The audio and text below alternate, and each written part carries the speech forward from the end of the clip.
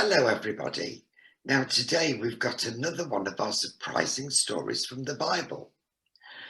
Recently, Jesus told Martha to stop worrying about the housework and to spend time with him, learning about the important things in life. Today, Jesus tells a story to help people to understand what really is and what really isn't important. And there's a big surprise in store for the man in the story. Now, let's open the book to the Bible story called The Greedy Farmer. Once upon a time, said Jesus, there was a rich man who spent his whole life on thinking about how he could get richer. One morning, the rich man who owned a farm walked from his house to his fields. He looked at his crops and rubbed his hands together greedily. Mine, all mine. He climbed to the top of his biggest barn and looked out across the farm. Work harder, he said to his servants who were loading grain, sack after sack, in the hot sun. I'm very rich, but I'd like to be richer. The next day, he walked from his house to his fields. He looked at his crops and rubbed his hands together greedily. Mine, all mine. He climbed to the top of his biggest barn and looked out across the farm, screaming at some birds that had swooped down and started to peck at the grain. You, go away. This is mine, all mine, and you can't have any of it. Another week went by. The rich man walked from his house to his fields. He looked at his crops and rubbed his hands greedily. Mine, all mine. He climbed to the top of the biggest barn and looked out across the farm. Stop, thief! He shouted to a poor man who had stopped to pick up some grain which had accidentally spilled on the floor. The poor man had a wife and 3 children to feed and nothing to eat. You will have to find some other way to feed your family. This is mine, all mine, and you can't have any of it. The rich man walked home. He thought long and hard about his grain. It's spilling out. The birds are eating it. Poor people are coming to steal the grain that's spilling out of the door. And I can't allow that to happen. That grain is mine, all mine.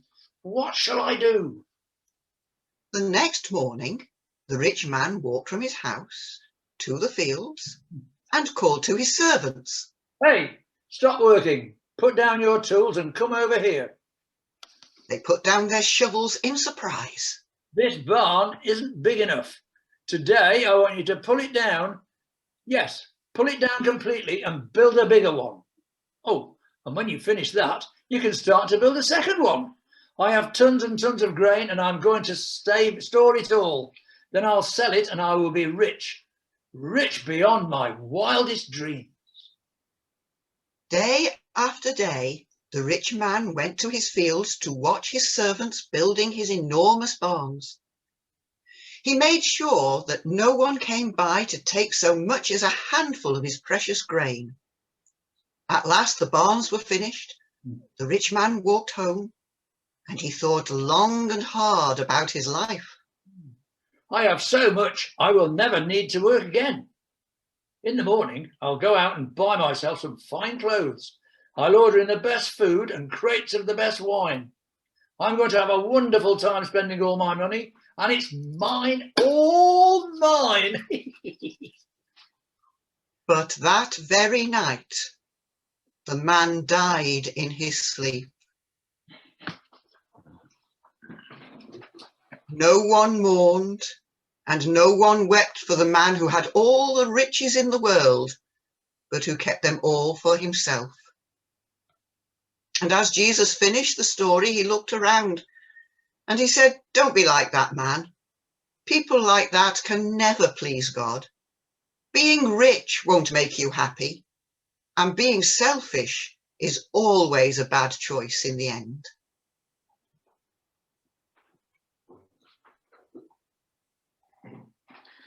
Now, did you spot the surprise?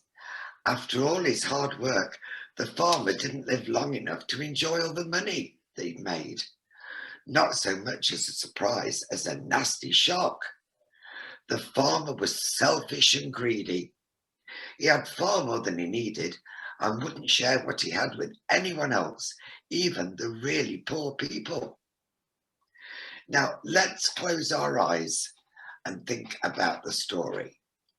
By storing up riches for himself, the farmer forgot all about the really important things in life. Just have a little think about that. And now let's think about this. If being rich isn't important, then what is important? I would like you to all have a little think about that as well.